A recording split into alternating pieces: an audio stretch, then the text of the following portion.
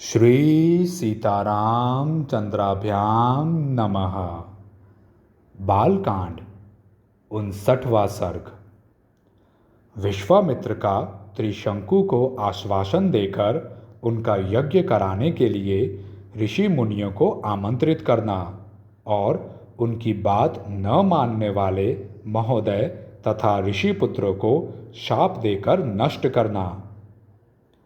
साक्षात चांडल के स्वरूप को प्राप्त हुए राजा त्रिशंकु के पूर्वोक्त वचन को सुनकर कुशिक नंदन विश्वामित्र जी ने दया से द्रवित होकर उनसे मधुर वाणी में कहा, वत्स, इक्ष्वाकु कुलनंदन, तुम्हारा स्वागत है।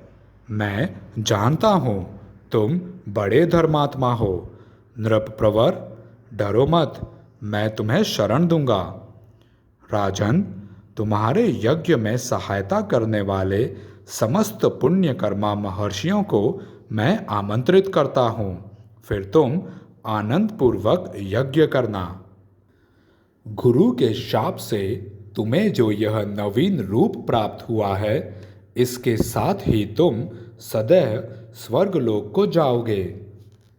नरेश्वर, तुम जो शरणागत वत्सल विश्वामित्र की शरण में आ गए, इससे मैं यह समझता हूँ कि स्वर्गलोक तुम्हारे हाथ में आ गया है।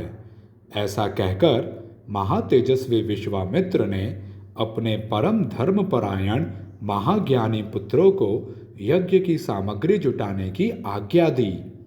तत्पश्चात समस्त शिष्यों को बुलाकर उनसे यह बात कही, तुम लोग मेरी आज्ञा से अनेक विषयों के ज्ञाता समस्त ऋषि मुनियों को, जिनमें वशिष्ठ के पुत्र भी सम्मिलित हैं, उनके शिष्यों, सुहृदों तथा ऋत्विजों सहित बुला लाओ।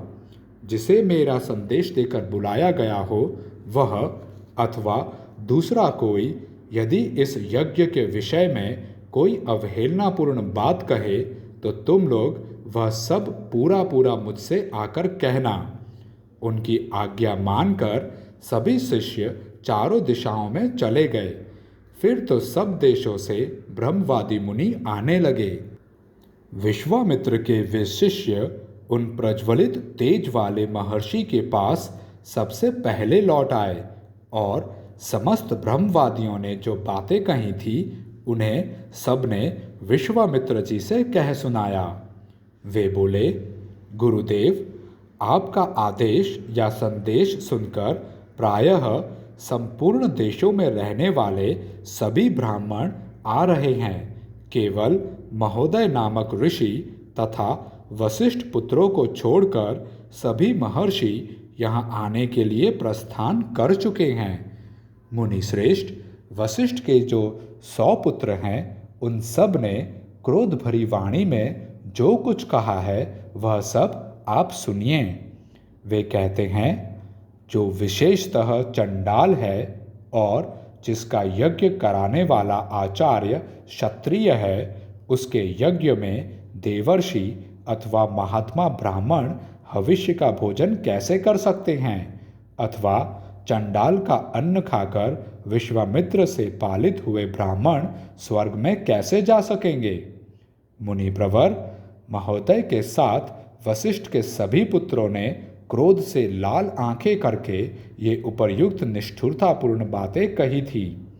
उन सबकी वह बात सुनकर मुनिवर विश्वामित्र के दोनों नेत्र क्रोध से लाल हो गए और वे रोषपूर्वक इस प्रकार बोले, मैं उग्र तपस्या में लगा हूँ और दोष या दुर्भावना से रहित हूँ, तो भी जो मुझ पर दोषारोपण करते हैं वे दुरात्मा भस्मीभूत हो जाएंगे, इसमें संशय नहीं है।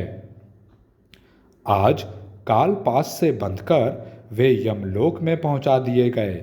अब ये 700 जन्मों तक मुर्दों की रखवाली करने वाली, निश्चित रूप से कुत्ते का मांस खाने वाली मुष्टिक नामक प्रसिद्ध निर्दय चंडाल जाति में जन्म ग्रहण करें।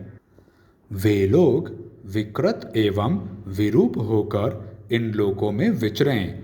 साथ ही दुर्बुद्धि महोदय भी जिसने मुझ दोषहीन को भी दूषित किया है, मेरे क्रोध से दीर्घ काल तक सब लोगों में निंदित, दूसरे प्राणियों की हिंसा में तत्पर और दयाशून्य निषादयोनी को प्राप्त करके दुर्गति भोगेगा।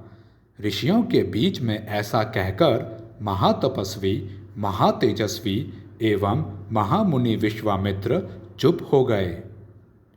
इस प्रकार श्री वाल्मीकि निर्मित आर्ष रामायण आदि काव्य के बालकांड में 59वां सर्ग पूरा हुआ। जय श्री राम।